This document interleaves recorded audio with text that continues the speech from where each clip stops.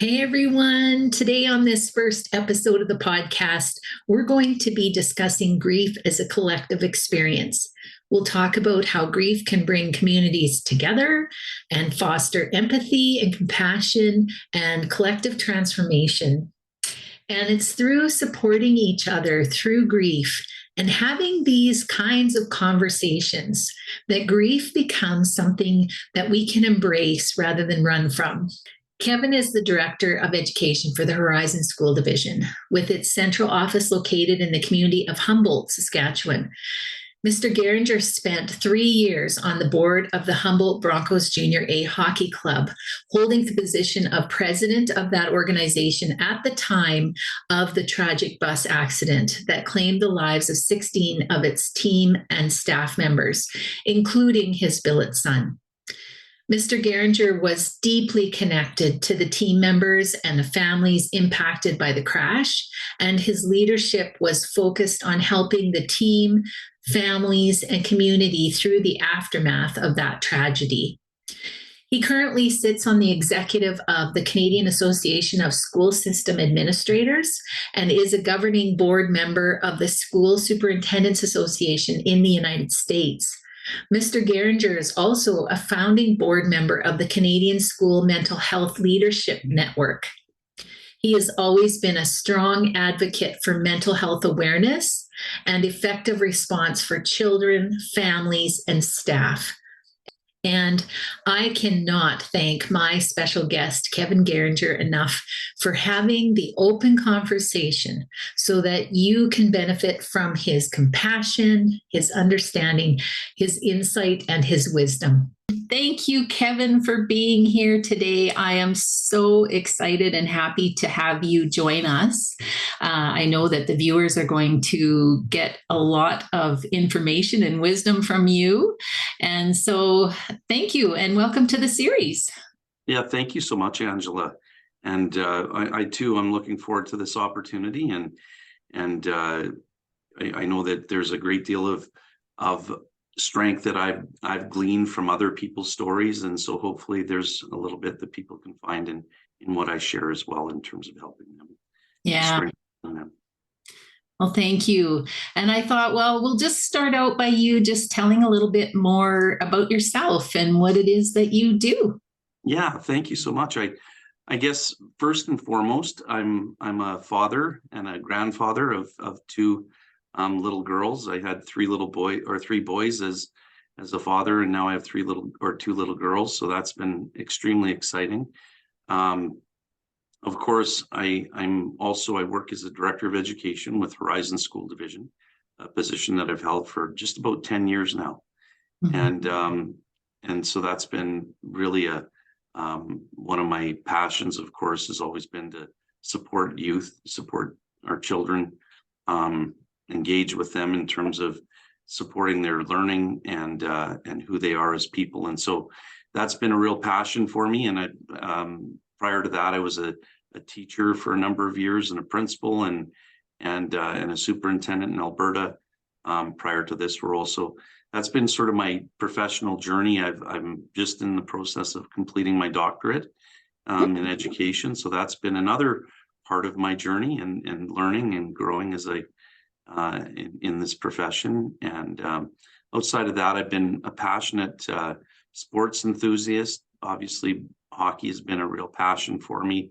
I had a son who played 4 years of university hockey, a nephew who's played in the NHL, other family members who have played in the NHL and that sort of thing. So I've always had that passion for hockey, but fast pitch softball has been a real area where I've been very blessed to have been fortunate to compete at international levels, and I've been involved in a real love of baseball, and that's another area that I'm very passionate about. A Pittsburgh Pirates fan, Pittsburgh Steelers fan with the NFL, and of course a Saskatchewan Roughriders fan.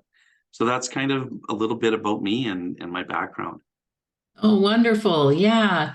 Yeah. And I know that I did a little research and I seen that you have actually a weekly newsletter for your division, which I think is amazing. I think that's fantastic that you have those kind of connections with your people and you take that time to do that. So yeah, it's amazing all the things that you have going on, all the balls that you have in the air and how you're keeping them all going is amazing. So wonderful. We all have a lot of balls in the air, that's for sure.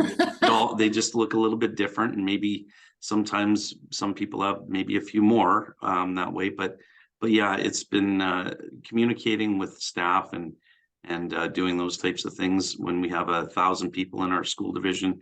It's pretty important, and so I do that on a weekly basis, and I know people appreciate knowing a little bit about what's going on in the school division outside of their area where they're working. And so that's been something I've been really passionate about as well, is just keeping up that ongoing communication. Yeah, well, I think it's fantastic. So the whole premise of this particular episode is just about bringing how grief can bring communities together and how it fosters empathy and compassion and really collective transformation. And so I know that, with the Humboldt Broncos bus crash and that tragedy, and you were in a position where you probably didn't want to be. But yet, this whole experience had a real ripple effect on not only just your community, but our province and our country and actually the world. And I know you have stories about how that impact has been. So I'm hoping you could share a little bit about that. Yeah, by all means. Angela, going back to when the evening of April 6, 2018, and reflecting on that evening, it was really the start, I think, of what I saw as a real, I guess in some ways transformation, but certainly a real collective focus on people getting together and working together and trying to address what was, one of the worst sports tragedies in the history of our nation. So I remember being in Edmonton. My nephew was in intensive care. He was having mental health issues and struggling, and he's doing very well now. But my sons had saved his life, and so it was a very difficult time. And I took off from Humboldt Thursday morning and was in Edmonton with him and my brother and his family and my mom and dad and my sons. And it was at that time then that I received a call from one of my board members, who was a nurse, who just indicated that she heard there was a bus accident, and it was just right around 5 o'clock. And I said, well, I haven't heard anything. So I tried making phone calls, tried to find out what was going on. And of course, fast forwarding, obviously we know what transpired, and 16 people lost their lives. But on my way home from Edmonton then, because I drove immediately home to Edmonton, leaving my nephew with my brother and his family and everybody else who was there.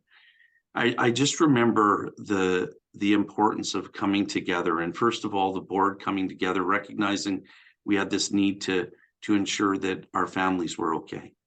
That we tried to, and we knew they weren't going to be okay, but just tried to help in whatever way we possibly could. And so we started organizing things, not knowing exactly who had passed away, which was extremely difficult on all of us and obviously on those families. But really, I guess that collective support piece that was really important right away began at that time.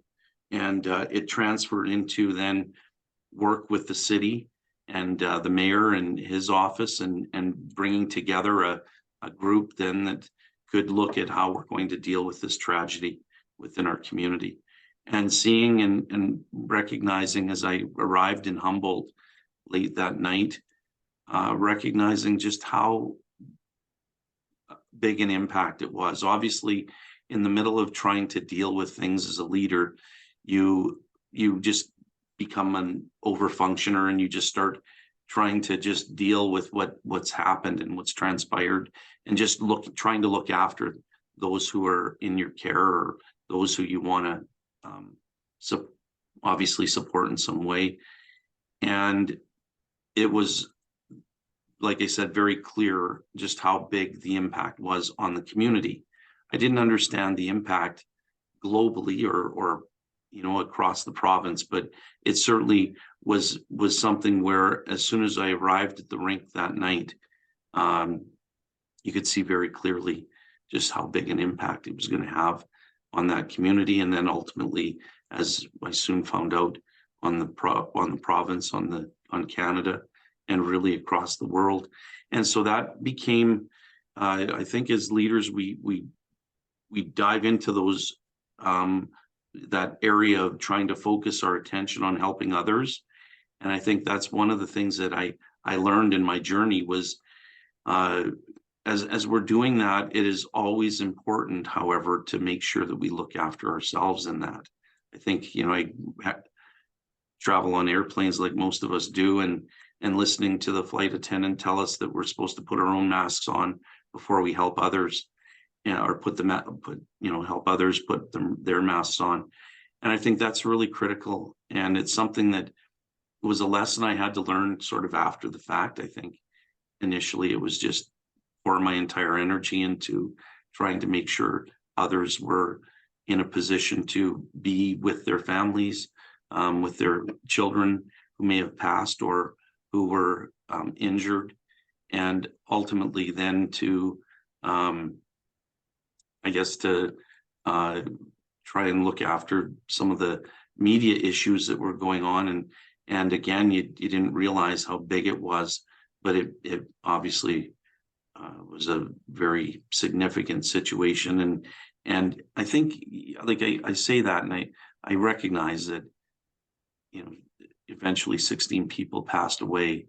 And it was a bus tragedy, and it was in a sporting community, and in a sport that is really in so many ways a national sport in Canada. So I understood that this was going to be massive, but I guess in the middle of it all, you were just so focused on that tight group of looking after those people who were most, closest to the accident, the immediate families, the billet families, and just trying to pour your energy into everything you could for them. So I think that's where we started, and again, the city was very instrumental. I mean, in helping to support the work that needed to be done, in trying to begin the processes of coming to some understanding about the grief that was immediately to follow the loss that everyone experienced.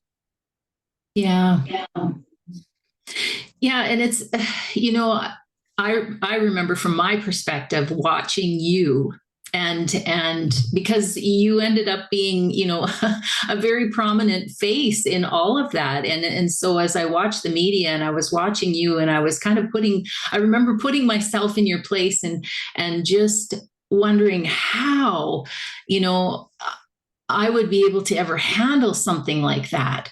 And I just looked at you with such awe, and how you had the compassion for all of these people, and that you were able to lead the way that you did. And I'm just wondering, what helped you through that? What helped you face those initial days, especially? Well, yeah, it's as the president of the organization, it was interesting, Angela, because I always said to Darcy, I said, I'm the leader of an organization, and I need to be the face of that organization. And as the head coach and general manager of the Broncos team, that's what I encouraged Darcy to always be that, and he was the face and the voice and everything else behind the Broncos. I was the president sitting in the background and just trying to support him in the best way I could. So to have to then sort of take on that responsibility, in the face of tragedy was certainly not something, like you said, that anybody would ever want to do. It certainly wasn't something I wanted to do. It was a position that I was involved with as a volunteer. And so that became the reason, I guess, why I was cast into the role of being in front of the media and that sort of thing. But I do know that in working through that, I remember multiple counseling sessions that we had as collectives with the board and others, with people who could talk to us and help us kind of ground ourselves, and because it was obviously a very emotional time.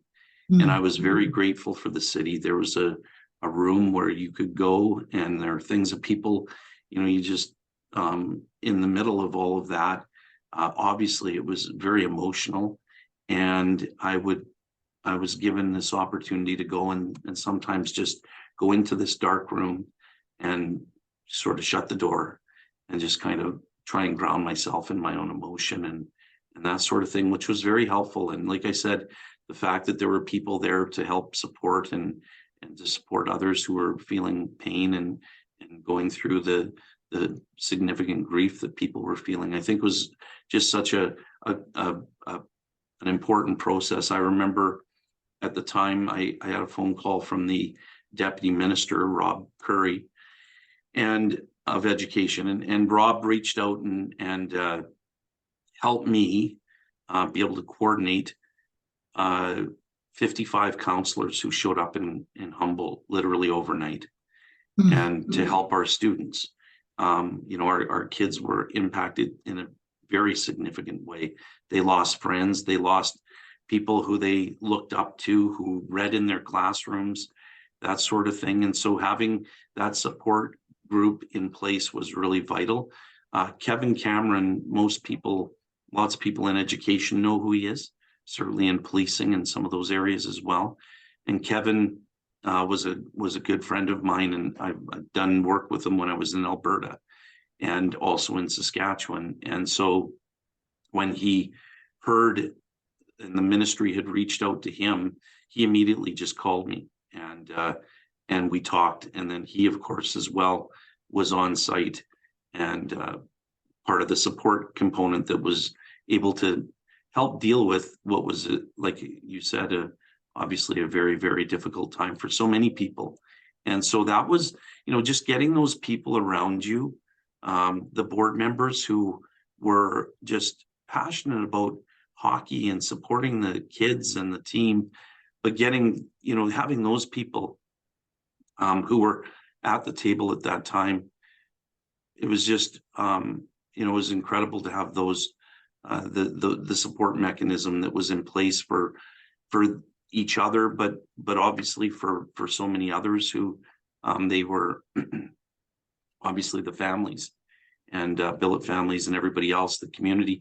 They were a big part of really kind of organizing things. I remember Kathleen Keene was the nurse I was speaking about, who was on the board, and she was the billet coordinator as well. And I remember Kathleen, she was involved in having to deal with the personal belongings of all the athletes, because after the bus crash, of course, everything had to be cleaned. It was obviously a very significant, there were lots of things that happened that way. And so Kathleen had everything cleaned, had everything organized, had everything numbered and named.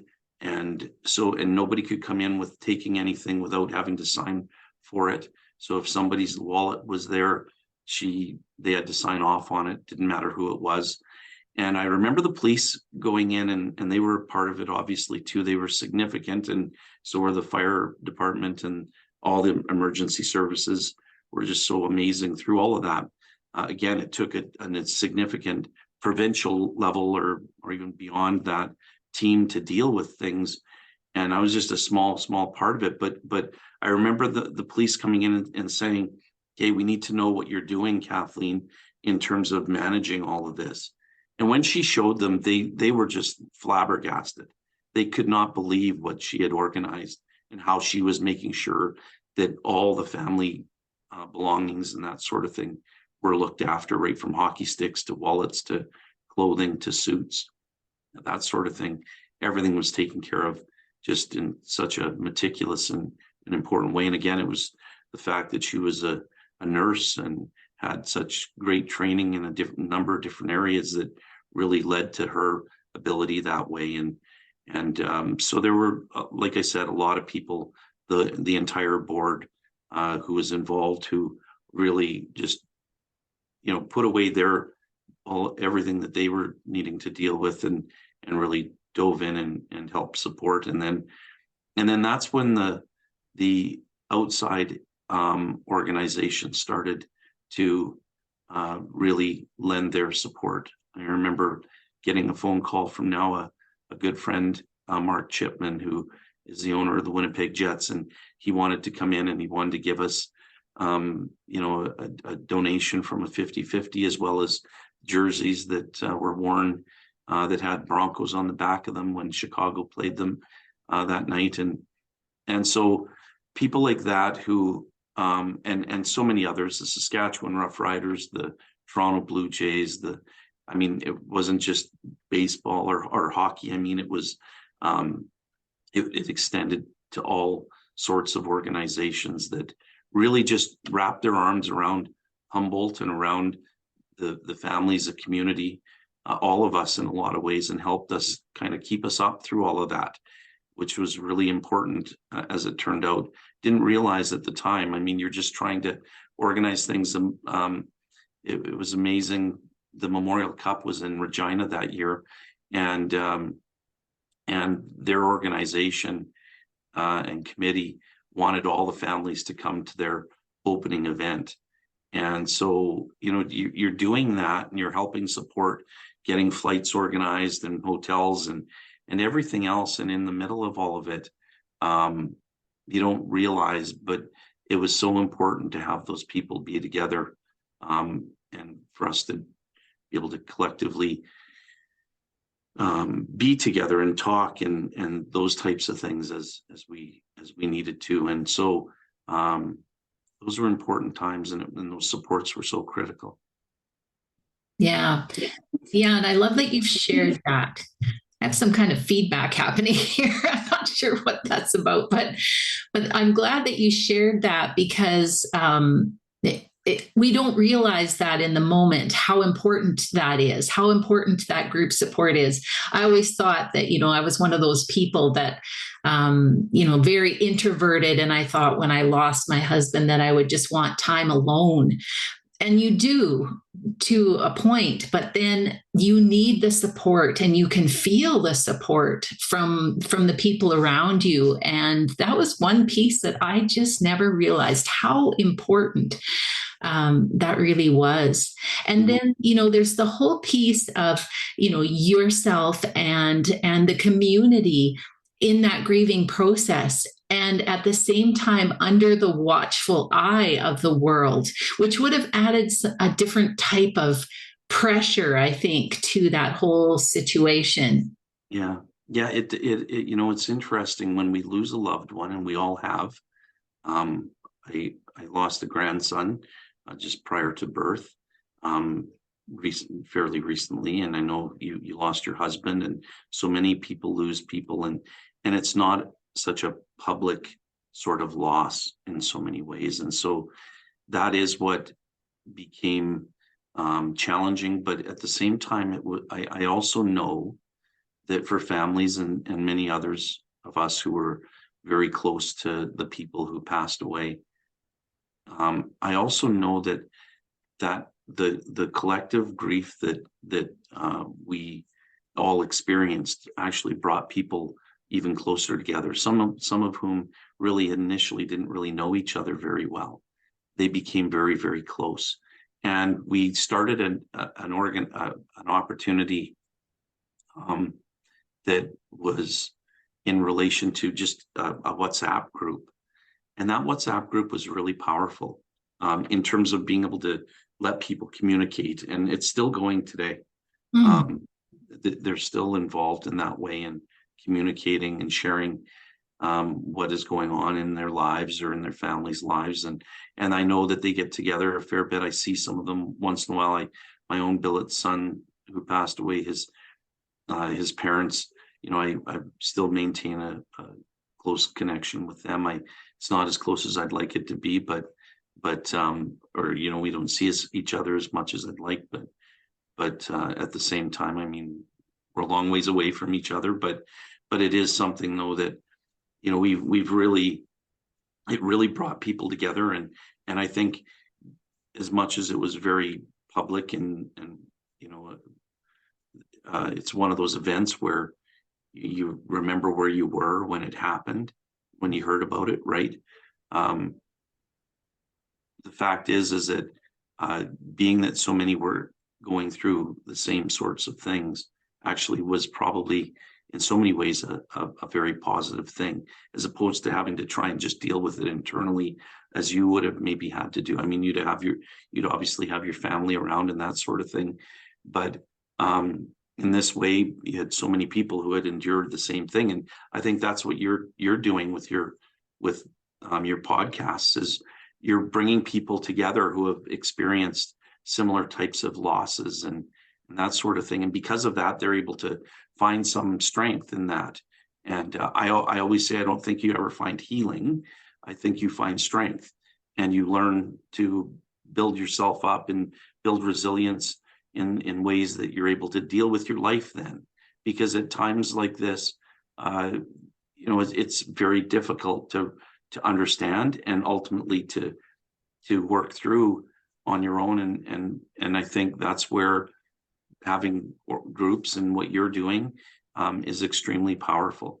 And so I certainly recognize that was part of the strength piece, was not only the community of those who are most deeply connected to the loss of so many people, but also the greater community that, like I said, in so many ways wrapped their arms around those people and humbled and tried to just in a lot of ways help us with our own strength so that we could endure the next stages in grief that were certainly just around the corner in a lot of ways. So very grateful to all those organizations and all those people, individuals who reached out and helped us. As I said, it was an important time and again, you didn't realize it then, but you certainly realize it now, that it did help with your strength and help with the processes that you knew you were going to go through as you grieved the loss of so many people. But it was like I say, I know that I do still believe that everybody is on their own journey. People are at different places with their grief, and I certainly am at a different place than others may be. And some of that is in relation to just what you're talking about, the ability to have the supports in place and to have people around you who understand and can help you when you're at your lowest. And I have lots of great days today, but I still have some low points and some difficult times where you're kind of trapped in that area of grieving. And again, I'm grateful that I have people who are around me. I know that one of the coaches who passed away, assistant coach Mark Cross, was a close friend of my son's. And I remember leaving Edmonton and my son saying, "Dad, what about Mark?" Right? And I had no knowledge of what had happened with Mark. But nonetheless, just the fact that he's now a captain in a fire department, and we share that common understanding as well of losing people who are close to us and being able to kind of wrap ourselves around each other that way. I think in so many ways we were extremely close, but I think in a lot of ways it even brought us closer. So it's those types of things, like you said, it's really critical. I know that you have to find those supports and opportunities like you provide through your expertise, as well as the podcast, I think is really critical in our world today and necessary for so many. Yeah, I so agree because we often don't talk about it. It's not a topic that we tend to just have conversation about until it's actually happened to us. And even then, sometimes it's hard to get people to talk about it because we don't know how. And yeah, I agree. That's why I'm doing it. Well, and like I said, it's such important work. It's interesting when you talk about your personal story, Angela, because at that time, and I know that a lot of people don't know this, but at that time, right in the month of April, we not only had the Broncos tragedy, but we ended up having 3 suicides in our system. We had a car accident that killed two students, one from our school division and one from a neighboring school division. And we had the loss of other people, including one of our chiefs from our First Nations that we were close to, all within that month. And I think about, I remember calling and talking to the mother of the young person who passed away in the car accident just outside, not far from one of our schools, in the evening. And I remember talking to her and hearing her grief and recognizing how, just hearing how she was, feeling such loss and going through the grieving process. And I remember just thinking how much more personal that was, and how much more public the Broncos accident was at the time. And I know that as I thought about that, it was really critical to be thinking about their family and what they were enduring, as well as the other families who lost loved ones in that month. It was really critical to be thinking about them at that time and realizing just how impactful their grief was. It wasn't public. People didn't necessarily know even about it, but at the same time, it was still in the same way, just their personal grief story, just like you have. And so I think that's something that I also learned very quickly, was just that this was a significant tragedy in our nation's history, and we'd all take it back in a second, but and even for a second more, give back everything that transpired, but at the same time just realizing that you can't, and that others are going to continue to endure significant loss. And I think just trying to make sure that if there's anything we can do to try and help them as they deal with what they're dealing with, realizing it's probably much more private than others were dealing with. I think it's still really important that we reach out and we help in whatever way we possibly can. And I do know that that family and all those families were experiencing the same forms of grief, the same form of loss. It just looked a little bit different, obviously, but that whole process of grief is the same for people. Again, like I said, the journey might look a little different, but all the elements of grieving are certainly there. And so that's been a process of understanding that I quickly came to realize as well through this. So, and then I think too, the impact that happened so globally, I was mentioning as well, that even those who were not as close to the accident, in terms of the Humboldt Broncos accident, we're still grieving and we're still experiencing the loss that was felt. And I'll just give you a quick story on that. I was doing a doctoral course down in Virginia, and I remember I was driving back to Richmond from Lynchburg, and we had gone to a supper with a colleague, and on the way back, kind of drove through this area. The GPS kind of took me on a different sort of route, and ended up going through this area that was kind of like, you can imagine Sleepy Hollow, like, it's 20 or 30 miles an hour, and the trees are all overhanging the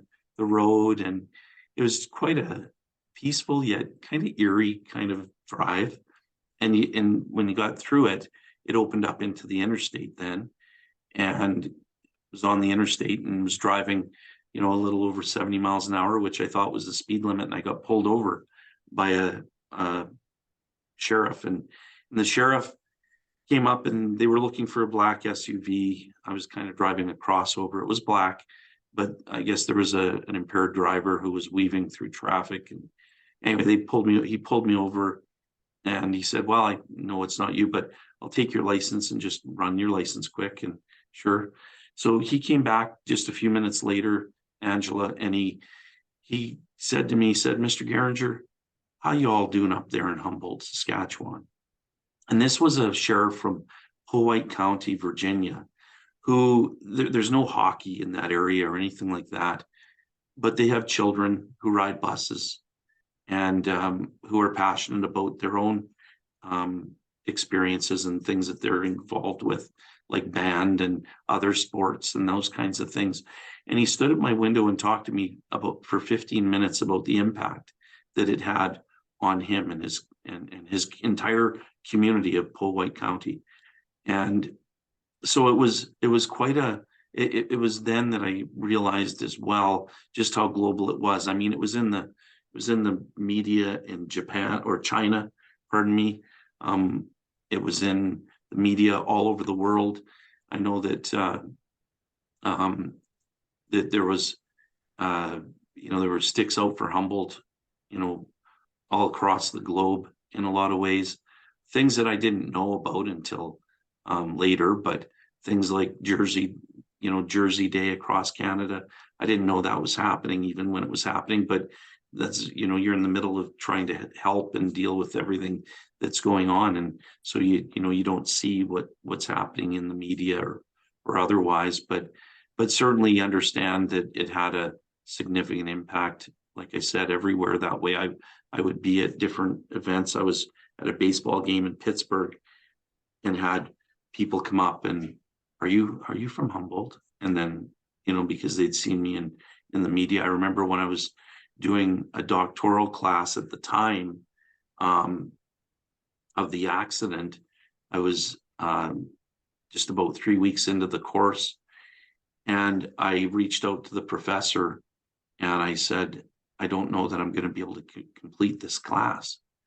And he was in Florida, and he said, Kevin, he said, I think you need to withdraw from this class. He said that he'd seen me on TV in Florida, for crying out loud. So, I mean, that was the nature of how global it was. And of course, he kind of saw it through the media involvement in Humboldt, right from the New York Times to the BBC to obviously media across our country as well. And so it was a major event, and it impacted so many. And I think what I realized through that, and I think is really important, is that everybody has their own personal stories, and tragedy impacts everyone, and no one can ever challenge anyone in terms of how they're feeling. And I especially related that to how that impacts our students.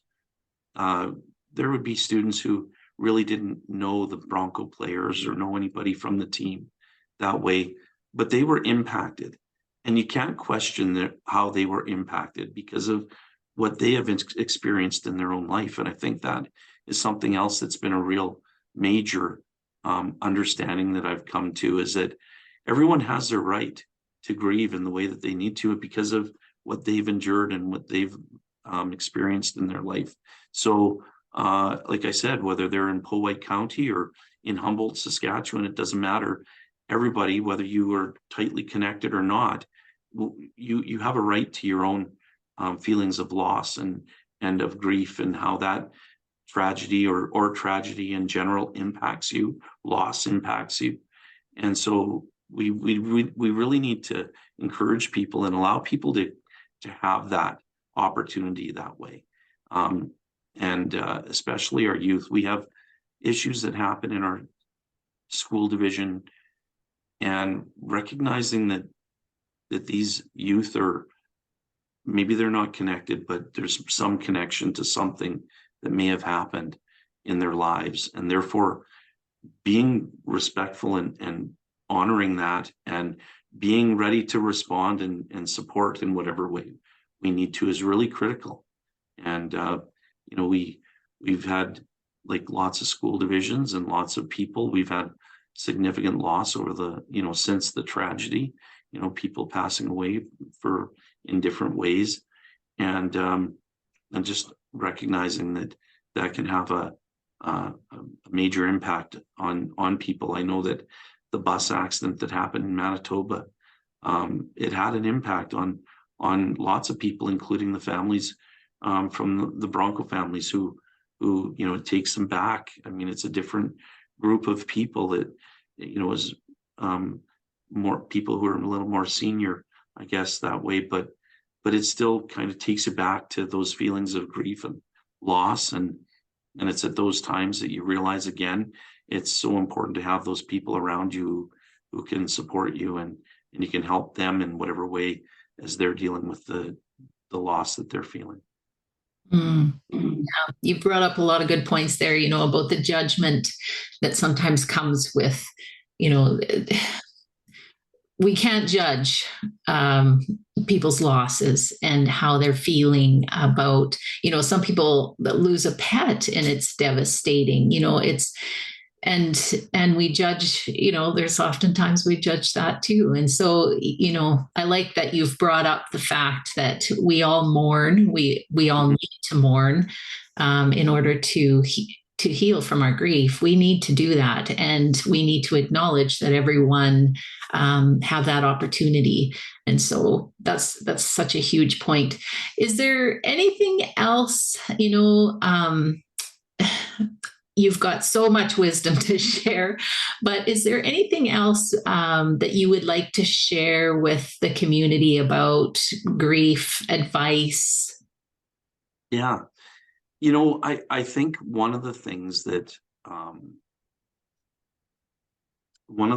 I realized through this as well is just the connection to faith, to God, whatever you deem that entity to be in your own personal life. I think that's another place where there's a great deal of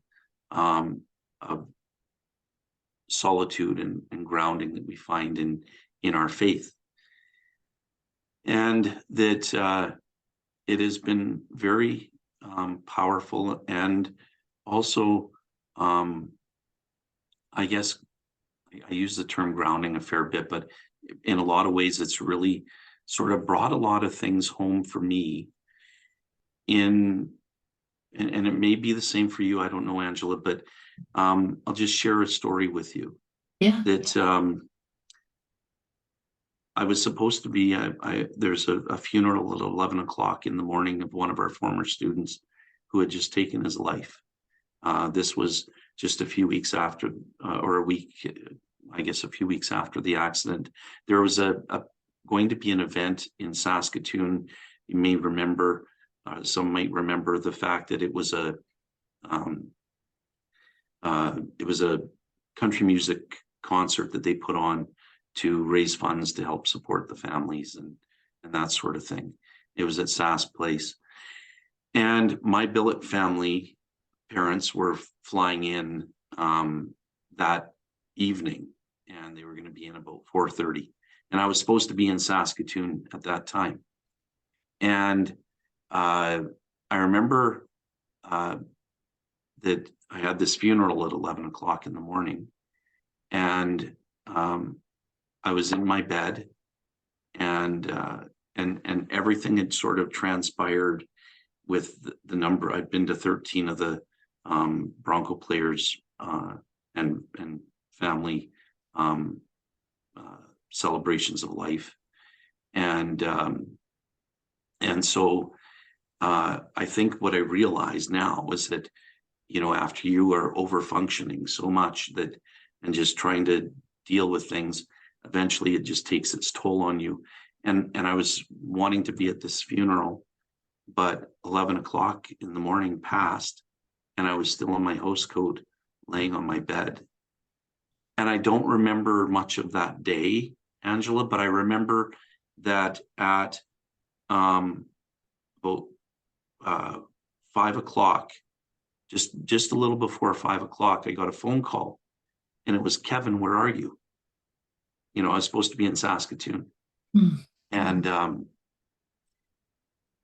you know, Lukens are here. Where are you? And I was laying in my bed in my house coat.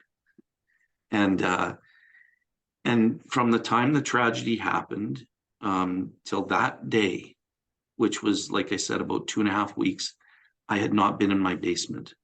I'd not been downstairs. I don't know why, but that's where Connor's room was. And I hadn't been down there. And so I remember saying something to the effect that, yeah, I'll be there as soon as I can. Well, you need to get here. Like, we're going to go out for supper and all these types of things. I hadn't packed. I was supposed to stay overnight, and we had some events that Thursday night, and then Friday was the concert. And I probably would have still been in my bed, but all of a sudden there was this beep that went off, and it got me up, and I went out I listened. About a minute later, it went off again, and it sounded like a fire alarm, but I wasn't sure. Like, it just was like a fire alarm maybe that had, and in fact it was. I went into the kitchen, and I listened at the top of the stairs, and sure enough, it was coming from my basement. And it was at that time that I then ended up going down into my basement for the first time since Connor's passing. And I listened, and then found out it was actually a fire alarm that was an electric one. And they go every 10 or so years, and it just happened to go on that day at right around 5 o'clock, or just a little after 5 o'clock, and got me out of my bed, got me downstairs. I then, for the first time, went into Connor's room and laid on his bed for a while, and kind of had my time, you know, with being able to say what I needed to there. And I bounded upstairs after that, and I was in Saskatoon by just a little after 7 o'clock, or a little after 7:15, I guess it was. So it kind of speaks to finding those places. We need to remember that that there will be things that will happen, and I ask this of you too. There will be things that happen like that kind of take us back to, well, you know, there's this power that's around us, this energy, and it continues to be there, and it still is to this day. There are times when I know that other people in my life, Connor, are reaching out to me in different ways, and that whether, you know, it's through God and whatever we deem that entity to be in our own lives, it's something that we need to look for, and we do find in our difficult times too. I remember when I stepped down from the Broncos, it was just prior to that Connor's mom talked about there, you know, she'd had a reading, and there was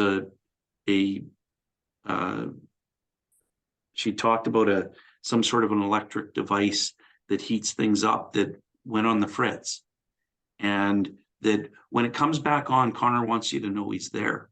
Well, in her own home, she didn't know what that was about, but in her own home, she, you know, there's nothing that she could think about. But in our house, in June, my microwave stopped working. It was a new microwave, or pretty new microwave, and it just stopped working. You'd hit start, and it wouldn't heat anything up. So it was powered, but it wouldn't heat anything up. So I knew that eventually I'd have to get one. But in that time from there till the end of August, when we had our first meeting, and I stepped down as the president, stayed on the board, but needed to step down as the president.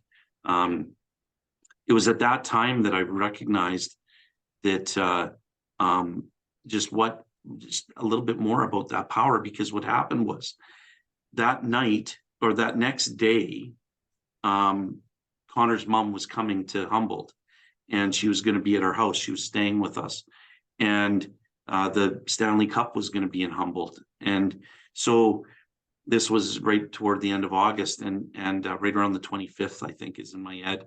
But anyway, what happened was our first board meeting with a brand new board and a full board for the first time in a lot of years. We went till close to midnight, and I didn't get home until after midnight, and I hadn't eaten supper. And so I went into the fridge, and there's a plate of food, and I just automatically pulled it out and put it in the microwave. And I hit, a couple minutes, and I hit start, and I was just, not thinking of anything. And then lo and behold, I stopped the microwave and I pull out the plate, and it almost feels warm. And I just shouted and asked, when did you put this in the fridge? Oh, about 8 o'clock. And I said, well, the fridge is broken. So I went in the fridge, and no, everything was cold. So I went back and I hit start again on the microwave, and I let it run for another minute or two, and my food was hot, and the microwave started working again. And literally that day, Robin was going to be at our house. She was flying in, and we were picking her up, and she was coming to our house. And so, it's those types of messages and things that happen in our lives that we recognize that, there's that energy and those, that is around us, and whatever we perceive that to be, it's important that we hold on to that too, Angela, and that we recognize that it's there, and it's part of our journey, and helps us in our grieving processes, and in helping us, find the strength to continue to live every day, and to do it in a way that is honoring and respectful of those who we have in our lives who are no longer with us. And so that is something that I certainly hold on to, those types of memories. And there are many more that I could share, but those types of memories that were very powerful, and certainly spoke deeply into my heart about the importance of my relationship with my faith, and what it means to me. Wow, beautiful, beautiful. I love that story. Yeah. And there are so many of those that, people in grief, and it makes a huge difference having that faith and that understanding in something bigger than ourselves. And yeah, so thank you so much for sharing that. I really appreciate it. And I really appreciate you taking the time today, because I think it's going to help a lot of people to just hear the wisdom that you're sharing. So thank you so much. Well, I think, first of all, I thank you and the work you are doing. I know that you spent a lot of years in education, and retired as a principal in down south, and now doing this, and continuing your learning, and developing your ability to help others in so many ways. And I want you to know there are so many who have helped me through my processes of grieving and dealing with loss. And so, if there's a little bit that people take from this that can help them in some way, I'm grateful for that. But I am so grateful for all those who continue the important work of helping and recognizing that when people are mourning, when they're going through grief, when they're experiencing loss, or when they're experiencing loss of someone else that may or may not be close to them, just recognizing that, people need support, and that we can find it in relationship, and in working, reaching out and finding avenues for us to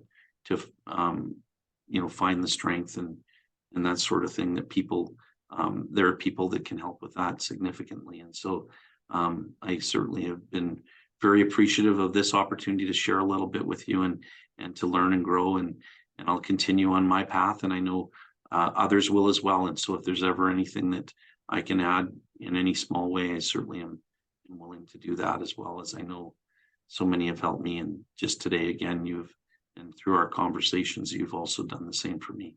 So thank you for that. Yeah, well, you're so welcome. And thank you. And thanks for everybody who's been listening. And we'll see you in the next podcast.